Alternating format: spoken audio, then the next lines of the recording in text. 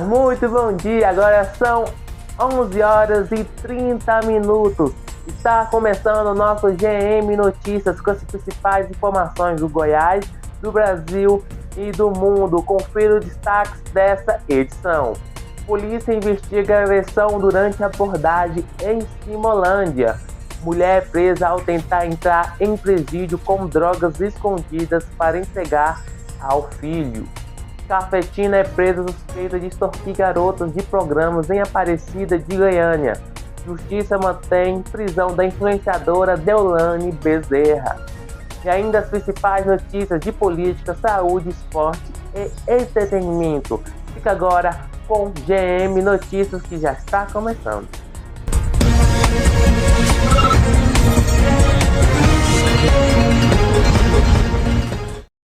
Bom dia, agora são exatamente 11 horas e 30 minutos, horário de Brasília. A gente começamos a edição do nosso GM Notícias, meio dia.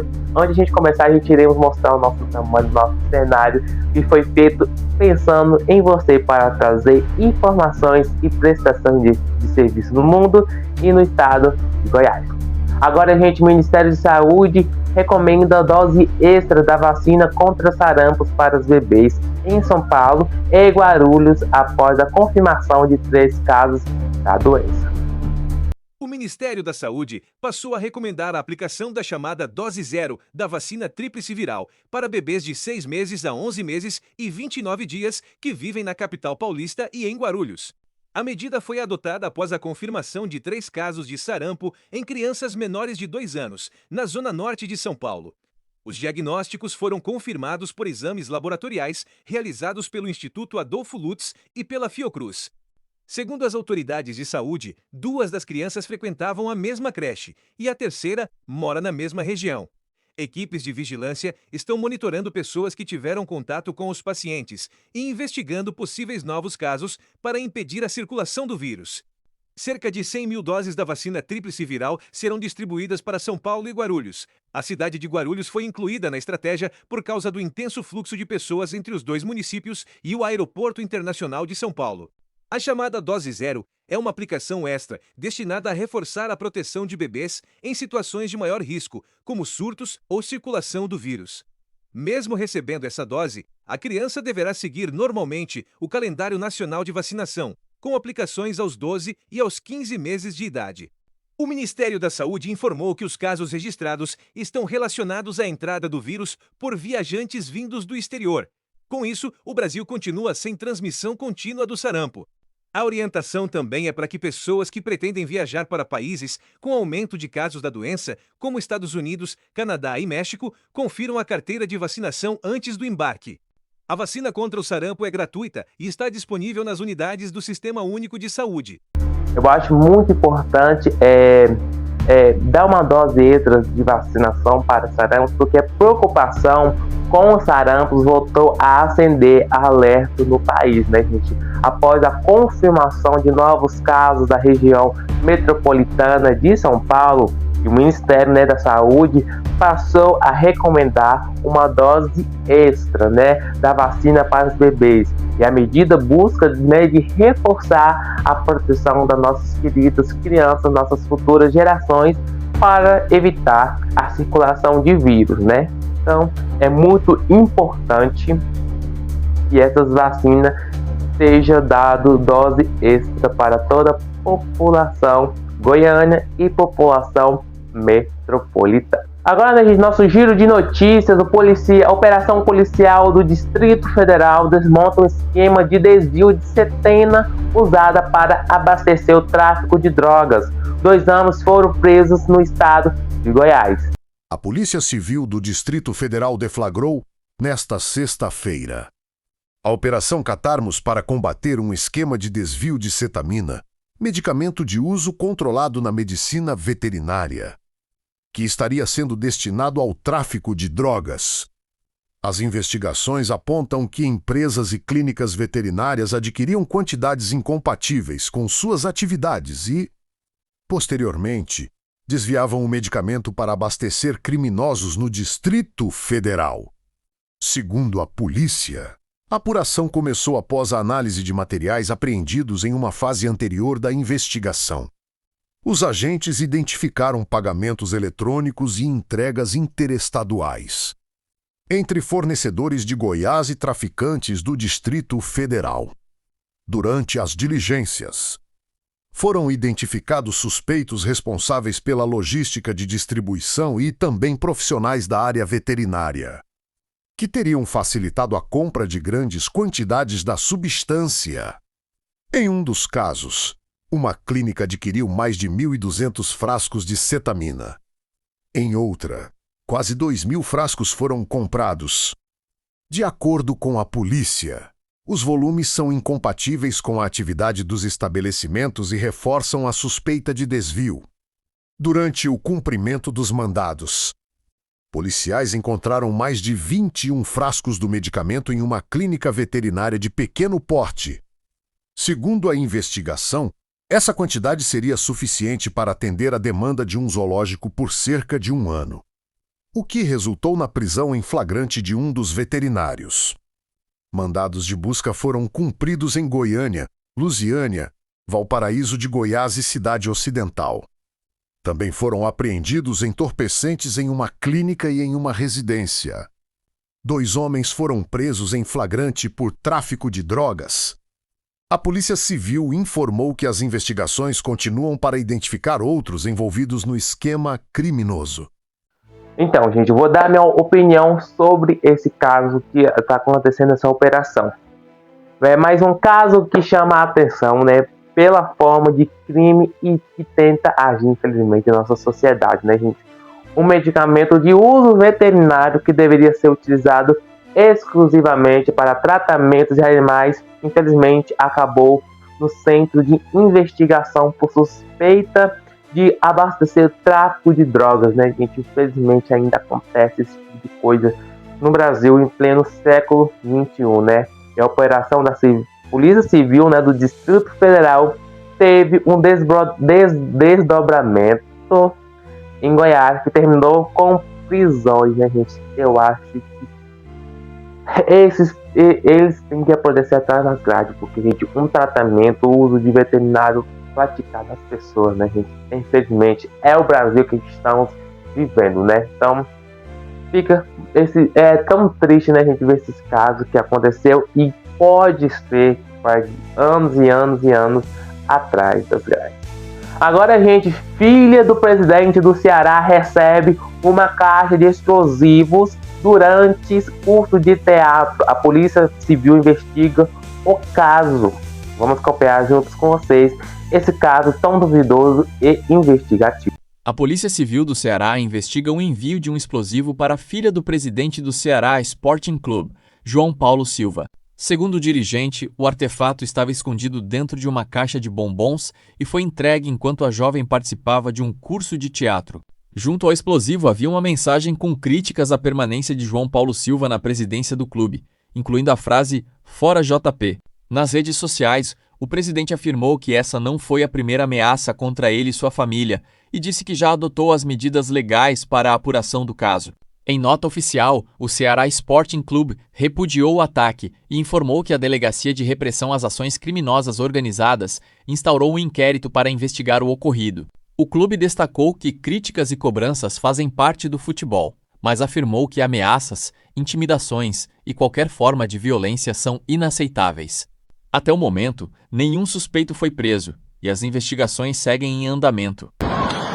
Bem, estou vindo aqui me pronunciar depois do episódio de ontem que de forma absurda fizeram com minha filha e com minha família. É inaceitável.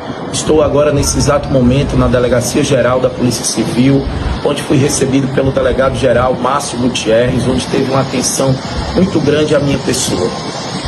E vai estar totalmente empenhado em descobrir quem foi que fez essas ações e os financiadores dela.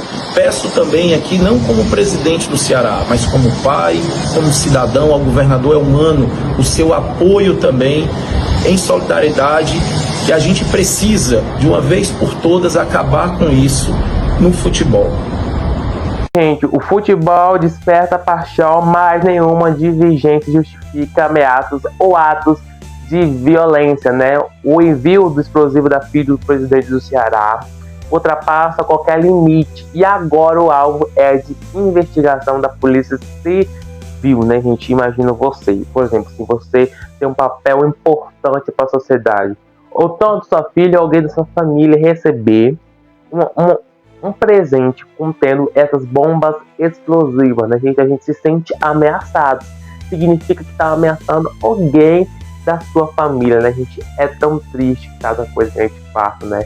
Então a gente queremos que essa investigação que investigue profundo, que prende esses malfeitores que não podem deixar ser impunidos, no entorno do Ceará, não é? Então, como vocês aí de casa concordam com a gente, deixe isso nos seus comentários aqui no nosso canal do YouTube. Mudando de assunto, vamos trazer uma notícia que a Justiça de São Paulo nega habeas de corpus e mantém a prisão da influenciadora Deolane Bezerra. A influenciadora é ré por lavagem de dinheiro e organização criminosa, né, gente? Quem vê assim, bem que minha mãe me fala, bem que meus avós me falam que as aparências se enganam, né, gente? Uma influenciadora rica, chique, bonita, envolvendo esses tipos de crimes, né, gente? Olha, é cada coisa que a gente escuta, né? A gente devemos acompanhar agora a reportagem. O Tribunal de Justiça de São Paulo negou o pedido de habeas corpus apresentado pela defesa da influenciadora e advogada Deolane Bezerra. Com a decisão, ela permanece presa preventivamente. Em nota, a defesa afirmou que Deolane é inocente e informou que continuará recorrendo da decisão por meio dos recursos previstos em lei. Os advogados classificaram a prisão como desnecessária, excessiva e midiática. O Tribunal de Justiça informou apenas que o processo tramita sob segredo de justiça e, por isso, não divulgou detalhes da decisão. Deolane está presa desde o dia 21 de maio, quando foi alvo da Operação Vernix. A investigação apura um suposto esquema de lavagem de dinheiro e organização criminosa ligado ao primeiro comando da capital, o PCC. Segundo o Ministério Público, a influenciadora teria recebido valores provenientes de uma empresa apontada pela Polícia Civil como responsável por lavar dinheiro da facção. As investigações também identificaram movimentações financeiras consideradas incompatíveis com a renda declarada por ela, que somariam cerca de 27 milhões de reais. Além de Deolane, outros investigados também respondem ao processo. A Justiça determinou ainda o bloqueio e sequestro de veículos de alto valor atribuídos à influenciadora. As investigações seguem em andamento. As aparências se enganam, né, gente? Agora, gente, mudando de assunto novamente, mulher presa suspeita de extorquir garotas de programas em Aparecida de Goiânia. Segundo a polícia, ela cobrava pedágio diário e aplicava multas de até R$300, Brasil. R$300 o pedágio. É cada coisa, né, gente, que a gente vê, é cada coisa mesmo, né, gente? R$300 o pedágio, né? É de tirar o fígado do brasileiro, né, gente? Vamos acompanhar essa matéria. Uma mulher de 47 anos foi presa em flagrante suspeita de extorquir garotas de programa na Vila Nossa Senhora de Lourdes, em Aparecida de Goiânia. Segundo a Polícia Militar, a investigada cobrava diariamente R$60 das profissionais do sexo como uma espécie de pedágio para que elas permanecessem no local de trabalho. Quando o pagamento não era feito, a cobrança aumentava para R$300. As vítimas, de 24 e 32 anos, acionaram a polícia e apresentaram comprovantes de pagamentos feitos à suspeita. De acordo com os relatos, a mulher também utilizava o nome de um comparsa para intimidar as vítimas, afirmando que ele seria responsável por aplicar punições caso os valores não fossem pagos. Em depoimento aos policiais, as profissionais disseram que viviam com medo e que os pagamentos eram feitos para evitar ameaças. A suspeita foi encaminhada à Central Geral de Flagrantes de Aparecida de Goiânia, onde foi autuada pelo crime de extorsão. Se condenada, ela poderá cumprir pena de até 10 anos de prisão. O caso segue sob investigação para identificar a participação de outras pessoas. É o seguinte, não é de hoje que ela ameaça nós. Não como todas as meninas da rua, mas todas têm medo dela, entendeu? Porque ela ameaça, bota o homem pra ir lá, entendeu? Caso acontecer que não pagar ela. E quando a gente não vai também, ela quer cobrar da gente. E hoje ela foi lá de manhã cedo e já chegou quase me atropelando lá com o carro, cobrando trem, sendo que eu não fui ontem, entendeu? E foi lá e falou que ia botar um cara pra ir lá, por causa que eu não quis pagar ela de ontem, sendo que eu não tava lá ontem, entendeu? Aí quando foi agora à noite, ela me ameaçou e falou que ia chamar o cara lá e que não tinha medo de ninguém, porque ela não tem nada a perder. Entendeu? Foi isso que aconteceu. E qual que é o valor do Pix que ela fica cobrando de vocês lá? R$60 de cada menina do ponto. Ela me cobrou 120 por causa que, segundo ela, eu fui ontem, mas eu não estava ontem, porque eu estava passando mal. Aí a senhora teve que pagar pra ela hoje. Eu não paguei, porque eu ia chamar vocês mesmo. Agora a gente vai trazer outro caso que mulher é presa tentar entrar em presídio do Distrito Federal com drogas escondidas para entregar ao filho de apreensão. Causou prejuízo de cerca de R$60 mil ao tráfico. E você de casa imagina aonde que essas drogas estavam escondidas? Nas partes íntimas dessa mãe, para entregar a droga no filho que é usuário de drogas, que estava preso na cadeia, preso na prisão. Olha, é cada coisa que a gente... é cada coisa que a gente vê, cada notícia mesmo, né, gente? É triste demais que a gente vamos acompanhar agora essa matéria completíssima. Olha, deve ter. Então. Uma mulher de 42 anos foi presa em flagrante ao tentar entrar na penitenciária 1º do Distrito Federal, em São Sebastião, com 192 gramas da droga conhecida como DRIB1 escondidas nas partes íntimas. Segundo a Polícia Penal, o entorpecente seria entregue ao filho da suspeita, que está preso na unidade. A prisão aconteceu durante o procedimento de revista dos visitantes. Um cão farejador indicou a possível presença de material ilícito e, em seguida, um scanner corporal confirmou a existência de um pacote escondido. Inicialmente, a mulher negou que transportava qualquer objeto proibido. Após a confirmação, ela confessou que levava a droga e afirmou ter sido aliciada por outra visitante para fazer a entrega dentro do presídio. A suspeita foi encaminhada ao serviço de saúde da unidade para a retirada do material. Durante o procedimento, a embalagem da droga se rompeu. De acordo com a Polícia Penal, o DRIP é um derivado da maconha com alto poder entorpecente. A apreensão representa um prejuízo estimado em cerca de R$60 mil para o tráfico de drogas. A mulher foi presa em flagrante e o caso segue sob investigação para identificar outros envolvidos no esquema. Agora, gente, homem agredido durante a abordagem policial dentro da casa em Simolândia. Vídeo registra a ação em caso de investigação pela Corregedoria da PM. Gente, essas imagens que vocês estão vendo foi do exato momento que esse homem é agredido pela Corregedoria da PM, gente, agredido em sua própria residência. Onde não vai parar, gente? Por favor, né, gente? Agredido na sua própria residência. É caro, né, gente? É cada caso que a gente escuta, né, gente? Cada notícia que a gente aparece aqui. Infelizmente, mais um cidadão insatisfeito que a gente vai acompanhar agora. Notícias quentíssimas aqui no nosso GM News TV. Um homem de 55 anos foi agredido por um policial militar durante uma ocorrência em Simolândia.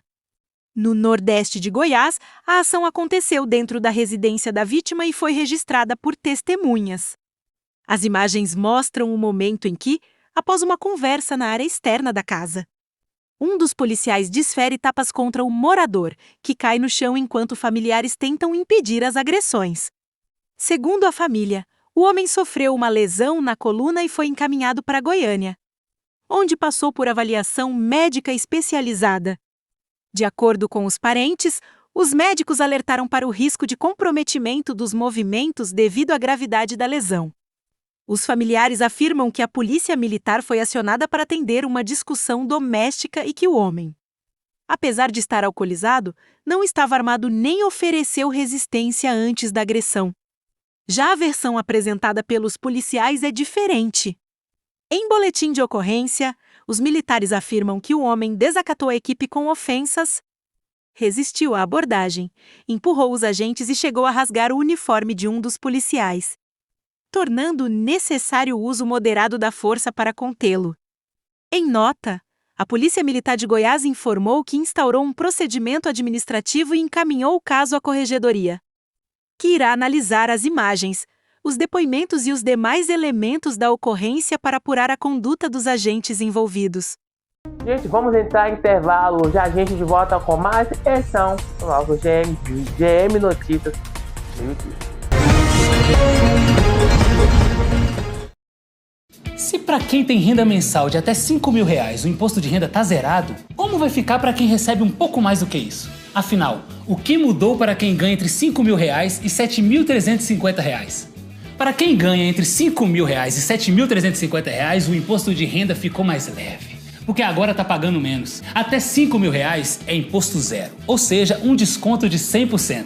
Conforme o salário vai aumentando, o imposto volta a aparecer aos poucos. Ele não volta do jeito que era antes, não. Quanto mais perto dos R$5.000, menor o pagamento do IR. A partir de R$7.350, o imposto volta a seguir a tabela progressiva normal que já existia antes. A mudança foi pensada para beneficiar mais de 15 milhões de brasileiros. Isso é justiça social. Se ainda ficou alguma dúvida, deixa nos comentários. A gente segue por aqui para explicar tudo sobre as novas regras do imposto de renda para vocês. É o governo do Brasil do lado da justiça tributária, do lado do povo brasileiro. Meu nome é Maria Helena, eu sou goianiense, já tive uma loja nessa rua mesmo, lá na frente, e foi lá que eu fui assaltada. Parou a bicicleta na porta, entrou, levou meu celular, levou o dinheiro do caixa. Foi muito ruim mesmo, fiquei traumatizada, né? Aí eu pensei, gente, se continuar desse jeito, a gente tem que fechar. Hoje tá bem diferente, né? De 8 anos para cá, o estado mudou, Goiânia mudou. A gente tem qualidade de vida, a gente tem segurança. E isso reflete na economia, né? Eu amo essa cidade. Amo. Segurança plena para trabalhar em paz e sem medo. Uma conquista que Maria Helena e o povo goiano não querem perder. Melhorou muito, hoje a gente tem tranquilidade para trabalhar. A nossa expectativa é que continue melhorando. Vamos para frente. Goiás segue em frente no caminho seguro. Meu nome é Indiara, Indiara Assunção. Eu gosto muito de morar aqui em Lusiânia. Aqui em Lusiânia ficou muitos anos sem um hospital, sem uma maternidade. O momento já é delicado. Você ainda tem que passar por isso, preocupar com isso na hora do bebê nascer. Então, a maternidade aqui fez total diferença. Eu entrei em trabalho de parto, Acho que não demorei 10 minutos para chegar no hospital. Porque eu moro na rua do hospital praticamente. E foi tudo bem, meu filho nasceu bem, tinha pediatra para receber ele na sala do centro cirúrgico, tinha enfermeira, tinha os médicos, tinha tudo que ele precisava ali. Uma saúde regionalizada, mais próxima e que melhora a cada dia. Uma conquista que Indiara e o povo goiano não querem perder. A ser mãe é uma bênção, Uma dádiva. E eu muito obrigada por ter cuidado tão bem de nós, do Heitor, de mim, de todos. Muito obrigada. Goiás segue em frente no caminho seguro. E voltamos a apresentar o nosso GM Notícias meio-dia. Eu falei que fui rápido mesmo, né, gente? Agora, no nosso momento de descontração, vamos dar uma quebrada dessas notícias pesadas. Brincadeira entre Bruno e Marrone durante o show em Pernambuco viraliza nas redes sociais e rende milhões de visualizações. Vamos acompanhar juntos. Uma brincadeira entre os cantores Bruno e Marrone durante um show em Petrolina, Pernambuco, repercutiu nas redes sociais e virou um dos assuntos mais comentados desta sexta-feira. Enquanto conversava com o público, Marrone falou sobre o carinho que recebe dos fãs. A declaração levou Bruno a fazer uma brincadeira sobre o lado feminino do parceiro de dupla. Em tom bem-humorado, Marrone respondeu que o mundo é gay. Na sequência, Bruno perguntou se o cantor era gay. Ainda durante a interação, Marrone respondeu, também em clima de descontração, que seria meio gay, arrancando risadas da plateia. Bruno entrou na brincadeira e respondeu em tom de humor. O momento foi gravado por fãs e rapidamente ganhou grande repercussão nas redes sociais, com milhares de comentários destacando a espontaneidade e o bom humor da dupla sertaneja. Bruno e Marrone se apresentavam no tradicional São João de Petrolina, um dos maiores eventos juninos do país. Muito sensível quando elas pegam por aqui, sabe? É que é o seu lado feminino aflora. Claro, o mundo é gay, mano. O mundo é gay, né? Tem um lado. Eu não sou, não. Não me põe nessa, não. Todo mundo tem um lado assim, meio, né? Quer dizer que você é gay, Marrone? Não, eu não sou gay, não. Eu sou meio gay, mas gay mesmo não sou, não. Meio gay é só até a metade. É. Mas no final todo mundo gosta um pouquinho. É gostoso. Mentira. Marrone, porra. Não faz isso comigo, velho. Depois de velho. O importante é a felicidade, não é? Então pronto. Mas o Marrone fala isso, mas ele fica com 2 mulheres todo dia. Esses dois gostam, né, de brincar durante o show e diverte diverte milhares de fãs em seus shows. Agora, gente, bomba! Globo não exibe o quadro da Virgínia Fonseca neste domingo. Em meio à repercussão, a equipe da influenciadora afirma que o projeto era previsto apenas para a fase do grupo da Copa. A Globo não vai exibir neste domingo um novo episódio do quadro apresentado por Virgínia Fonseca, durante a cobertura da Copa do Mundo de Clubes, no Domingão com o Hulk. Segundo informações divulgadas por veículos de entretenimento, a emissora decidiu suspender temporariamente o quadro após a repercussão negativa nas redes sociais e as críticas recebidas pelo formato.